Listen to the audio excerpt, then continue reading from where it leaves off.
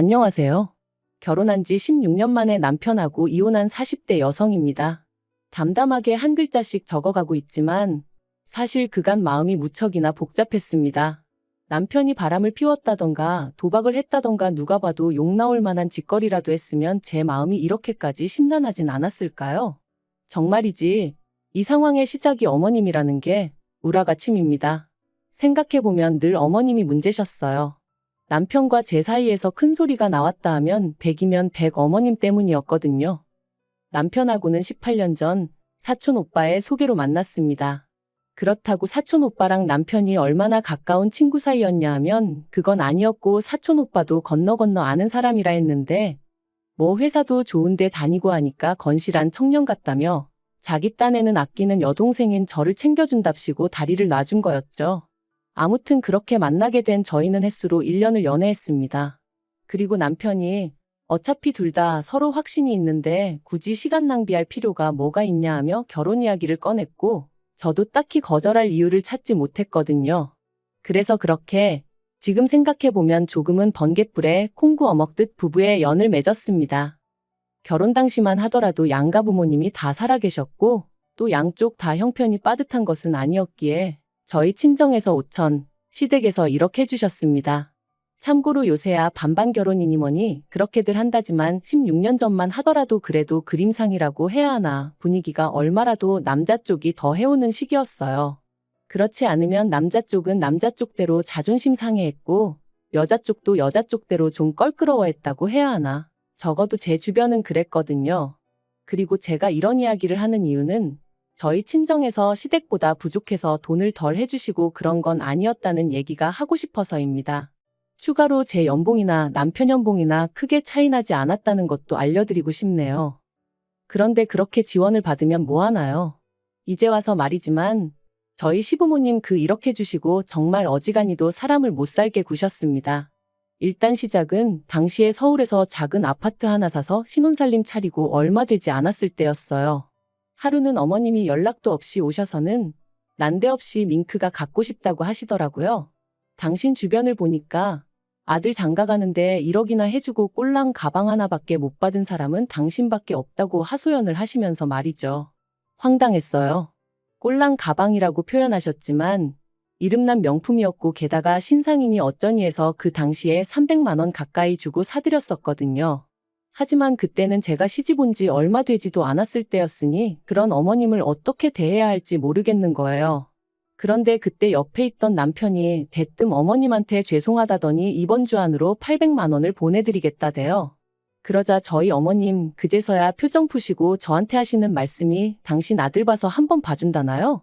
그리고 여기서 끝이 아니었습니다. 이후로도 매달 생활비를 보태달라며 적게는 30만 원 많게는 50만 원도 받아가셨고 그런 와중에 또 명절이니 생신이니 있으면 그건 그거대로 돈 달라 하시고 솔직히 저나 남편이나 주변에 비슷한 나이대 사람들하고 비교했을 때 결코 적게 버는 돈이 아니었는데도 얼마나 부담스러웠는지 모릅니다. 그러다 결혼한 지 3년차 되던 해 아버님이 폐암 판정을 받으셨어요. 하지만 남편 말로는 한때 이모님이 보험 설계사로 일을 하셨고 그때 어머님 아버님 앞으로 갖가지 보험을 많이 들어놨으니 금전적인 부분은 크게 걱정할 게 없을 거라고 했었죠. 하지만 막상 까보니까 할 말이 없었습니다. 보험은 죄다 쓸데없고 엉뚱한 것만 가입되어 있어서 실제로 도움을 받을 수 있는 건 거의 없었거든요. 그러니 결국 그 병원비가 또 다 저희 주머니에서 나갔습니다. 심지어 나중에는 염치불구하고 저희 친정에서 1,000만 원까지 빌려가면서 아버님 병원비를 댔네요. 그리고 이 부분에 있어선 남편도 지금까지도 감사하게 생각하고 있기는 해요. 어머님은 살다 보면 그럴 수도 있는 거라며 별것도 아닌 걸로 제가 유세 부린다는 식으로 말씀하시지만요. 아무튼 제가 정말 계산기 들고 두들겨 보지는 않았지만 말이 좋아 1억 해주셨지 그 1억 진작에 다 받아가시고도 남았습니다. 그래도 저희 어머님은 주신 것만 기억하지 당신이 받아가신 건 언제 그런 일이 있었냐는 식이셨지요. 아무튼 아버님이 병원 생활 2년 하시고 돌아가셨고 이후로 저희 친정아버지도 심근경색으로 세상을 떠나셨습니다. 그러면서 양가 어머님 두 분 다 혼자가 되셨고 그렇게 혼자 지내게 되셨어요. 그런데 그렇게 되고 얼마 지나지 않았을 때였네요. 저희 둘째 애가 3살 좀 넘어가면서 잔병치레가 잦아졌고 그렇다 보니 어린이집에도 못 가는 날이 많아지더라고요. 그런데 문제는 어린이집에 아이를 맡기지 않으면 제가 출근을 할 수가 없잖아요. 그때도 물론 육아휴직이니 뭐니 제도가 없던 것은 아니었습니다만 그게 지금도 눈치가 엄청 보인다죠? 하물며 그럼 10년 전에는 어땠겠어요? 그래서 고민 끝에 어머님께 부탁을 드렸습니다. 참고로 어머님이 사시는 동네는 저희 부부가 사는 곳에서 차로 30분 정도 떨어져 있었거든요. 그래서 아이가 어린이집에 가기 어려울 경우에만 아침에 저희가 아이를 어머님 댁에 내려주고 퇴근길에 들려서 데리고 오겠다 했어요. 당연히 돈도 드리겠다 했고요. 그런데 어머님이 정말 단칼에 거절하셨습니다. 그리고 그 이유가 정말 너무 서운해서 지금도 생각만 하면 울컥하고 우라가 치미는데 당신 운동하러 다니는데 시간 맞추기 불편하다는 거였죠. 참고로 저희 어머님, 아버님 돌아가신 이후로 무슨 물 만난 물고기도 아니고 아주 신이 나서 어쩔 줄 모르시대요. 오만 할아버지들을 만나고 다니시면서 콜라텍이니 등산이니 어쩜 그렇게 하루도 안 빼놓고 놀러를 다니시던지 여러 가지로 대단하다 싶더라니까요. 아무튼 정말 하루도 안 도와주셨습니다. 단 하루도 말이죠. 그리고 결국 그 상황을 보다 못한 저희 친정어머니께서 저희 집 근처로 이사를 와주셨어요. 사실 지금도 생각하면 친정어머니한테는 죽을 죄를 진 것 같아 너무 죄송하고 눈물만 펑펑 나요. 저희 친정어머니는 친정아버지가 돌아가신 이후로 고향으로 내려가서 지내고 계셨어요. 고향에는 그래도 어머님 친척들도 있고 또 오랜 친구분들도 계셔서 심적으로 편하다고 하셨거든요. 그리고 또 땅값이나 집값이 싸다 보니 친정어머니가 좀 여유롭게 생활이 가능하셨죠. 근데 잘 가르쳐 놓은 딸이 애 키운다고 잘 다니던 직장을 관두게 될까봐 노심초사하시다가 결국 서울로 다시 올라오셨는데 그렇다 보니 원래 해놓고 사시던 거에 비해 상황이 너무 누추해지대요. 사람들과의 교류도 적어진 건 당연했고요. 정말이지 딸 하나 어떻게든 도와주시겠다고 여러 가지로 손해를 감수하고 올라와 주신 거였어요. 물론 저희 애 봐주시는 거에 대해서 돈은 드렸지만 솔직히 그거 100만 원 받아서 저희 친정어머니가 얼마나 부자가 되셨겠어요? 그리고 그나마 받은 돈도 다시 손주들 이거 사주고 저거 사주고 저희 반찬해준다고 쓰시고 친정어머니가 저희에게 베풀어 주신 걸 이야기하자면 한도 끝도 없을 거예요. 아무튼 그러다가 친정어머니가 3년 전에 뇌졸중으로 쓰러지셨습니다. 그나마 친정어머니 생신이라 다 같이 모인 자리에서 쓰러지셨으니 바로 응급실로 모셨고 그래서 위기는 어떻게 넘겼지만 저뿐만 아니라 다들 크게 충격을 받았죠. 특히나 저희 애들은 다 울고불고 난리가 났었어요. 외할머니 잘못되면 어떡하냐면서 첫째는 원래 한 달에 한 번이나 기숙사에서 집에 올까 말까 했었는데 일주일에 한 번씩 내려오질 않나? 거기서도 하루가 멀다 하고 저한테 전화하고 친정어머니한테 전화하고 연결 안 되면 저더러 가서 외할머니 잘 계시나 보고 오라고 하고 둘째도 뭐 매일같이 외할머니랑 우리 같이 살면 안 되냐고 저랑 남편을 졸라댔어요. 정말이지 저희 친정어머니라서 하는 말이 아니라 정말 저희 애들을 사랑과 정성을 다해 돌봐주시고 키워주셨거든요. 그래서 결국 남편과 상의 끝에 친정어머니를 저희 집에서 모시게 되었습니다. 마침 남편이 그 무렵 지방에 발령이 나면서 서로 불편할 일도 없겠다 싶기도 했고요.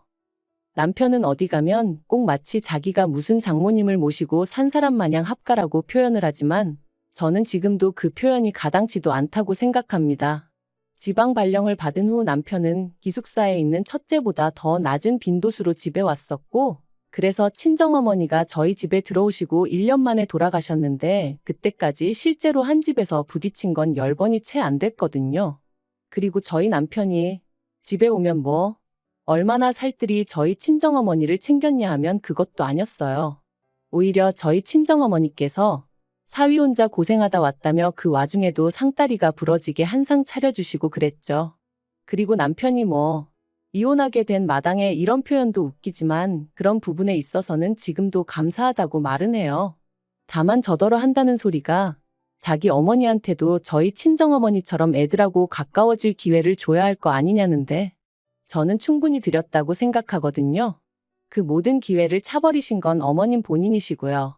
이런 이야기가 나오게 된 건 얼마 전에 있었던 어머님의 폭탄 선언 때문입니다.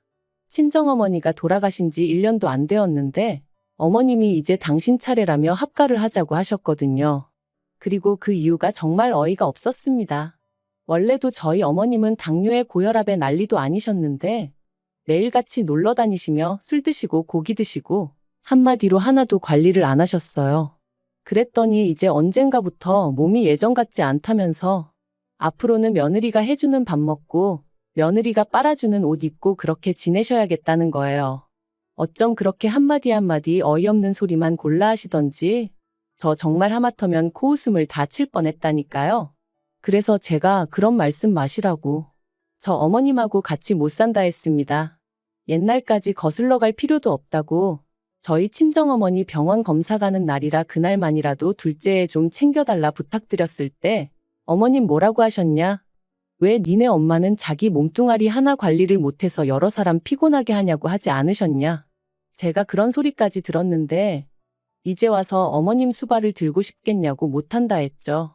그랬더니 어머님이 그때는 당신도 다 당신 할 일이 있었는데 제가 무턱대고 들이대니 기분이 나빠서 그런 소리가 나왔다며 그게 진심이었겠냐?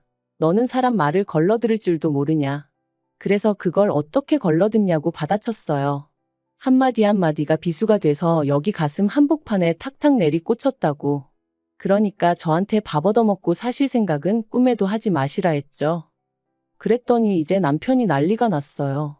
저더러 아무리 그래도 그렇지 어떻게 어머님한테 그런 소리를 할 수가 있느냐면서 자기 입장에선 장모님 모시고 살 때 군소리 안 했는데 저는 왜 이러냐고 너무한 거 아니냐대요. 그래서 당신이 우리 엄마한테 밥을 한번 차려드려 봤냐? 우리 엄마 양말을 한번 빨아드려 봤냐 했습니다. 한 집에만 있으면 모시고 사는 거냐고 말도 안 되는 소리 좀 하지 말라 그랬죠. 그리고는 막말로 우리 엄마는 진짜 환자였고 그래서 얼마나 오래 버티실지도 모르는 상황이었지만 어머님은 뭐 죽을 날 받아놓으셨냐 했습니다. 내년에 돌아가시는 거면 모를까? 막말로 10년이 될지 20년이 될지 모르는데 내가 미쳤다고 모시냐고 못한다 그랬죠.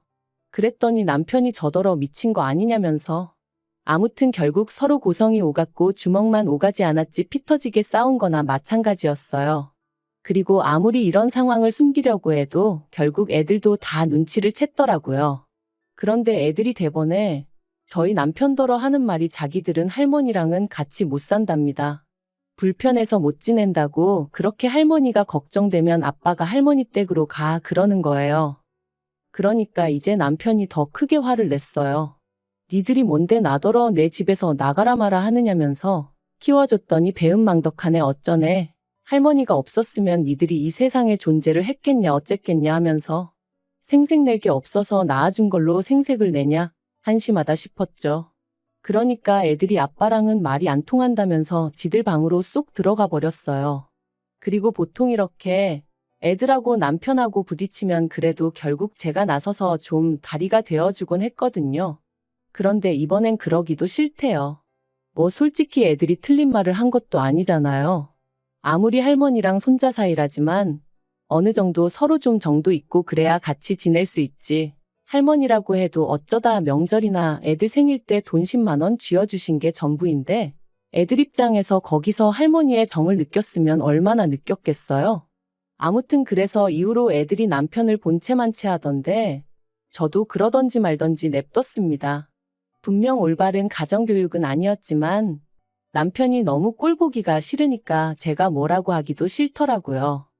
아무튼 그런 와중에 저희 어머님이 기어이 당신 짐을 싸들고 저희 집에 오셨습니다. 저희 친정어머니가 돌아가시기 전까지 쓰시던 작은 방에 당신 짐을 푸셨고요. 그리고는 그때부터 본격적으로 저를 잡기 시작하시대요. 집안이 왜 이렇게 우중충하냐? 반찬이 이게 뭐냐? 빨래를 왜 매일 안 하냐? 솔직히 제 입장에선 기도 안 찼습니다. 어머님이 살림을 얼마나 똑부러지게 하시던 분도 아닌데 그렇다고 제가 무슨갓 시집 온 새색시도 아닌데 말도 안 되는 꼬투리를 잡아대시니 환장할 노릇이었죠. 그래서 결국 남편에게 우리냐 아니면 어머님이냐 둘 중 고르라 했습니다.